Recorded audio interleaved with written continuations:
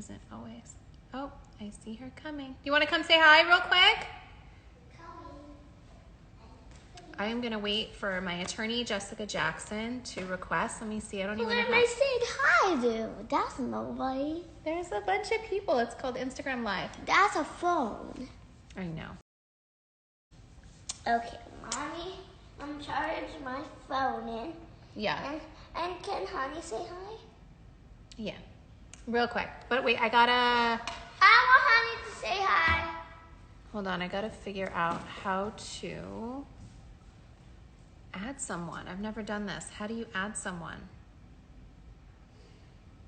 Okay. So I'm just waiting for Jessica Jackson to send me a request to split the screen with her. Honey, say hi. Hi.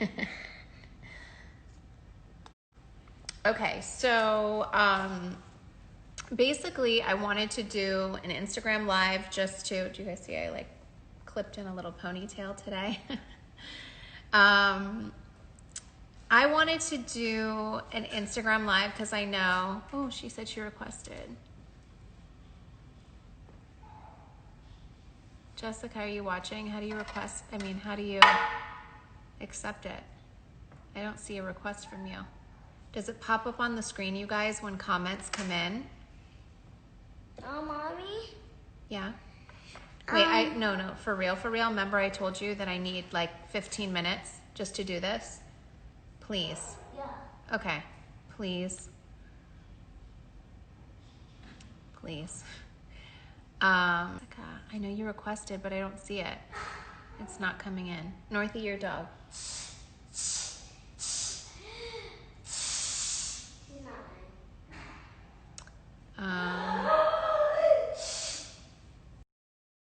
Okay. Well. Here somewhere. Oh, I see Ariel. I saw Ty Dolla $ign. Hi. Okay, Ariel, since you're watching, how do I find someone and request someone? I mean oh, Chloe's on. Okay, someone's texting me. Scroll all the way to the top and to see her request. What do you mean? Scroll through the comments? Is it through the comments? Northie, your dog, for real.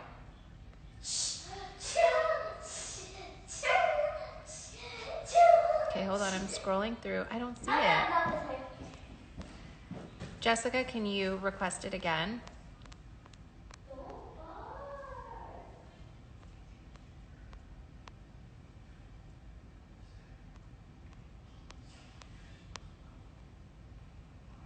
Sorry, guys. Oh my God, Emily. Eyebrows look perf. Well, I haven't had a chance to do them, so they're very bushy and hairy. Okay, so I'm sorry. I need to focus because I have to get Jessica Jackson, but I don't see it as a request. I might have to log off and do it again.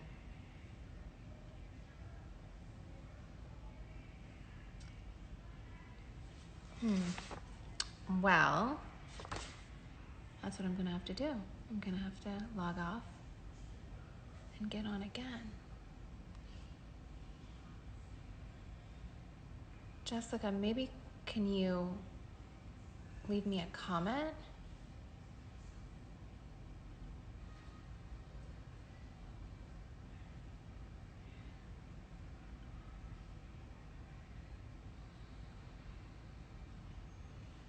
Guys,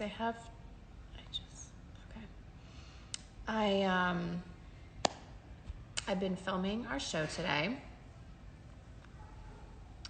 And oh, my best friend Allison just texted. Our school just sent a notice that they're done for the year. Okay, so today I was filming Keeping Up with the Kardashians, and what we've been doing is we've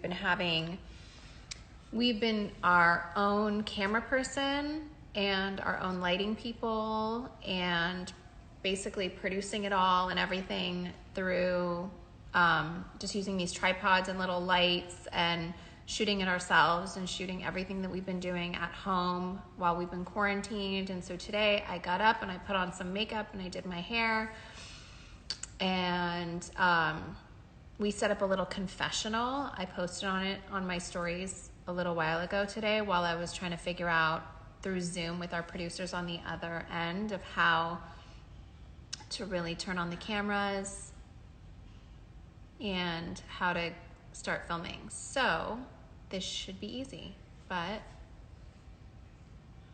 wait, how to go live with someone. Okay. Requests.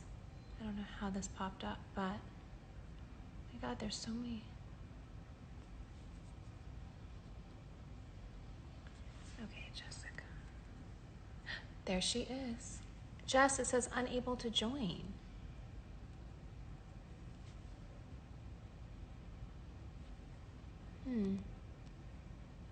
All right, guys, I'm gonna log off and figure this out because it's not working. I'm gonna try this again. Jess, will you request me? Go live with, actually, let me try this, Jessica. I'm gonna try to go live with Jessica. Okay, Jess, try to request me.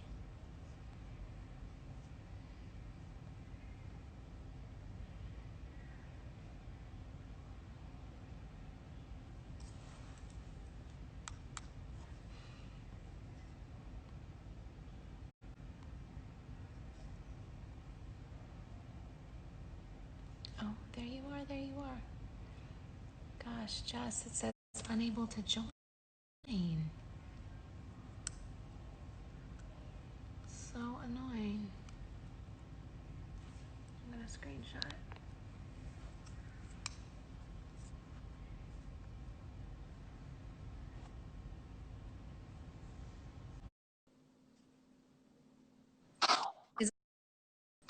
Is this? Well, We will figure it out. we will. Or maybe it goes. Does it go on my page too? Because we're together. It would make sense. Oh, it's on both. They're saying it's on both. Okay. Yay! Okay. Yay. I was like, I bet there's a great blonde joke coming out of this, but I know the fact that we can't figure this out is like really bothering me. So yeah, I wanted to do this because I'm so grateful for everyone that watched the Justice Project, and Jessica has been a huge mentor for me and a huge role in that project that I did, but just in my journey of going to school again and learning so much about the system. So I think that it can be really scary during these times where people that are in prisons and in jails are experiencing what we're experiencing out here and dealing with COVID-19, but it must be just so scary for them that they're in these confined spaces. They probably don't have as much information about what's really going on. And then on top of that, they're getting all of their visits cut, and that their loved ones can't really come to the facilities during this time because of coronavirus. So I just kind of wanted to, you're my go-to person of who I call when I have questions and want to feel things out of like, what do you think is going on, you know, in the prisons right now? What do you anticipate to happen? So I wanted to share that experience with my viewers to basically be on one of our personal calls about what I'm thinking, what I'm feeling, and going to my expert for the advice. well, thank you, and thank you for you, but we appreciate all the work you do all the time, but especially right now during the coronavirus, because there's 2.2 million people who are living behind bars right now that are essentially sitting ducks for coronavirus. They are stuck in tiny cells. They don't have the hygiene items they need. They can't get the soap, the hand sanitizer. I actually had a conversation with somebody in a facility the other day who said, he's having to make the decision, should he buy soap or should he buy food to eat for while he's in there. And many of them can't get hand sanitizer because it has alcohol in it. It's a contraband item. And then there's 2 or 3 people. Wow, I never thought about that. Yeah, I didn't even know that. and sometimes there's 2, 3, 4 people living in a cell that's like 6 feet by 8 feet. You've seen the cells, Kim. You can't socially distance when you're living 4 people in a 6x8 cell. So, you know, people are terrified. They also don't have the protective gear they need. I got a message from somebody's daughter the other day saying her elderly father had to fashion a mask out of his underwear, right? Like, you think about the level of indignity that somebody is that desperate to protect their own life. It's heartbreaking. And the people inside are scared. Their loved ones are scared.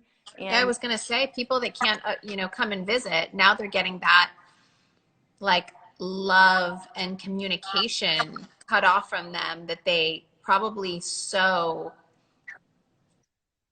enjoyed and needed for their soul, but now they probably can't even make these phone calls because they are so expensive, and like every outside communication is being cut off from them, so the loved ones must be really scared and frustrated also. yeah, it's terrifying. I mean, I had a loved one who was in prison, and I was terrified every day that something was going to happen to him. But that's even before Corona.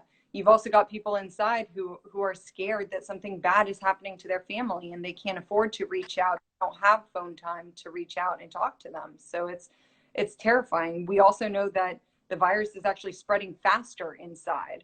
If you look at And Rikers I think, Island, but I think the notion is just that, like, oh, it's safer because everyone is isolated. But what they're not really with 3 people sometimes, and you cannot social distance. You can't um, respect what they're asking everyone else to do outside because of their living situation.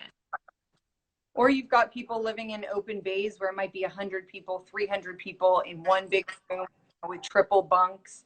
And then you've got people who are coming in and out of the facilities every day, the staff that works there that might be bringing it in or might be bringing it out to their families, to their communities. So it's really a high risk that the prisons and jails could end up accelerating the virus if we don't take the right precautions to protect people inside.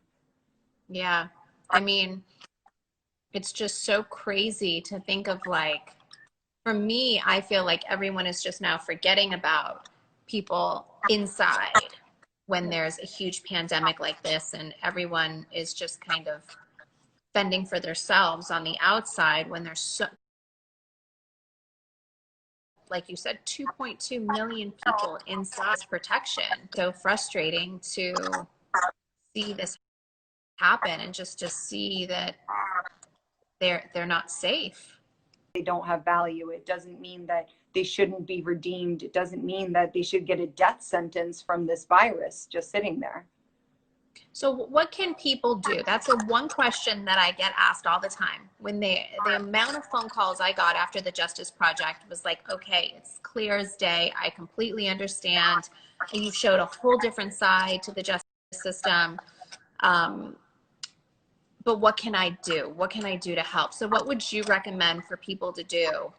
And I always want to know that when people ask me, where can I direct them to go? I know you work with, you're a co-founder of Cut 50. Maybe you can explain to everyone what that organization is and what people can do to really help. Well, I think so. I threw in my bio, I threw a link to a petition where you can sign our petitions to lawmakers. It also has a tool where you can call them directly. We've put together a safer plan. So their recommendations, Erin Haney, who you work with as well, jumped into action, worked with experts across the country, put together the safer recommendations that will help jails and prisons stay COVID-free, help protect people inside there. Now we need the lawmakers to adopt them and implement them. So I'd say go to my bio, go to the link in my bio, sign our petition, tell your lawmakers, I care what's going on inside our prisons and jails. We don't want them turning into morgues. We want people in there to be safe. That our communities are going to be safe. So get involved and help us get this implemented in all 50 states and in the federal government. Yeah, I will. I'll post a link to that as well later so people can really understand how they can help. I mean, it's just crazy to think that, Alice Johnson, if, she wasn't out now, she would be just sitting there probably so scared that she was going to get the coronavirus. And it's just such a scary thing to think about. And I really urge everyone to listen to what Jessica said and sign these petitions, and that they help get all the laws passed and have all of the people that can make a difference. Really, I think it really puts the pressure on to step up and pay attention, not to forget about the people that are sitting in our prisons and jails that are scared just like we are. Yeah. And Kim, I you're think it's shining important to know that we're all going to get through this together, though, and it's about educating people to understand what they can do to really help. Yeah, and you're a shining example of what happens when there's public pressure around the prisons and jails, and how we can actually get people out, because there are a lot of Miss Alice's. There are a lot of people in there who didn't even commit a crime, but are there because of a technical violation of probation or parole. So they missed a meeting with their probation or parole officer, or they didn't make a payment on time. Or there's a lot of people who are there because they just can't afford their bail amount. They haven't actually been convicted of a crime yet. So, you know, there's people All that of those stories, when you tell me them, just those hit so hard.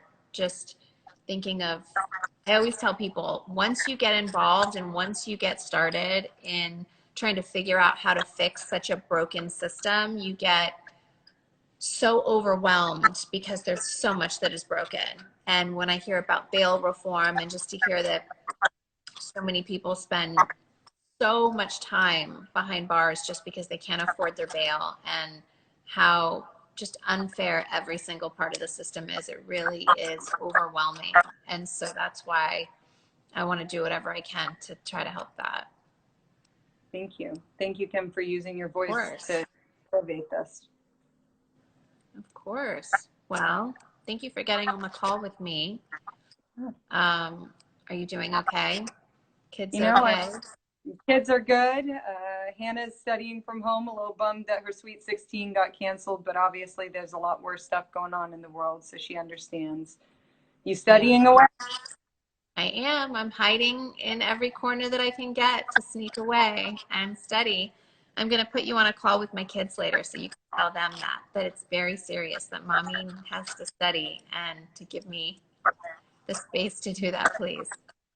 Yes, I will. I'll tell her. I saw North earlier. North, mommy needs to keep studying. The exam is coming up. She's quiet right now in my bathroom, so I'm going to let her be, and I can sit here and study afterwards and let her think that I'm still on our live chat, so she leaves me alone. That works. That works. Well, thank you, Kim, for taking the time and hopping on the live. Sorry about the technical issues, but I appreciate it. Of course. I'll talk to you soon. Bye, guys. Talk to you soon. Go to Jessica's Bye. page. I'll post her link.